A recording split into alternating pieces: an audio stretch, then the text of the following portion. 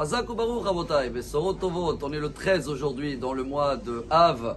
Ça y est, on rentre dans une semaine qui est très très belle. La Mishnah qu'on va citer à partir de demain soir, Lo Hayu Yamim Tovim le Israël. C'est des journées qui sont bien.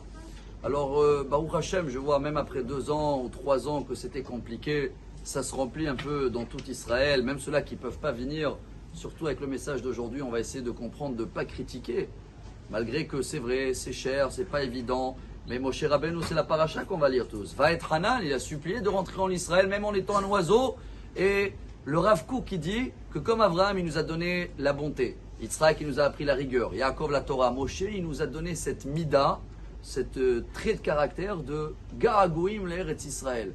Le fait que peu importe où on est dans le monde, on a ce valeur de la terre d'Israël, c'est grâce à Moshe Rabbeinu. Alors comment on peut remercier? Pour ceux-là qui sont à Netanya, chaque fois je profite de cette paracha, c'est la même valeur numérique, 515, que tout le monde connaît, ces midrash que Moshe il a fait 515 prières pour entrer, la même valeur numérique de Netanya, mais pas seulement Netanya.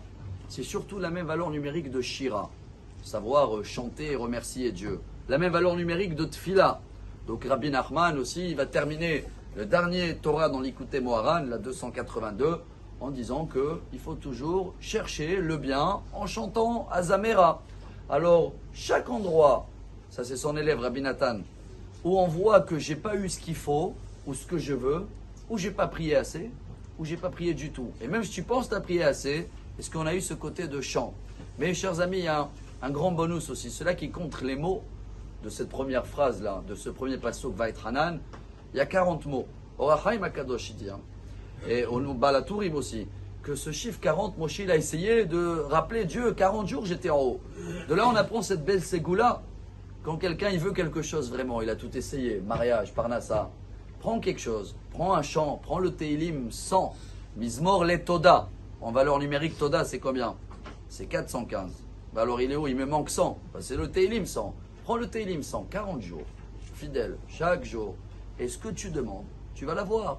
Alors on va essayer, Rabotai, de profiter. On a dit que c'est des journées qui sont bien. On a les 10 commandements cette semaine. Excusez-moi que je parle de chiffres aujourd'hui. Il y a une grande différence entre les premiers commandements et les deuxièmes. Les premiers, ils ont été brisés quel jour? Le 17 Tammuz. 17, c'est Tov en hébreu. Vous avez remarqué que dans les premiers 10 commandements, il y a une lettre de l'alphabet qu'elle manque. C'est laquelle? Le Tet. Le tête, c'est Tov. Il revient dans les 10 commandements cette semaine, dans la phrase « Les Tavlach ». Si tu cherches le bien, tu chantes, tu remercies Hachem, tu vas avoir que du bien. Et on termine en beauté, il y a une différence entre les 10 commandements.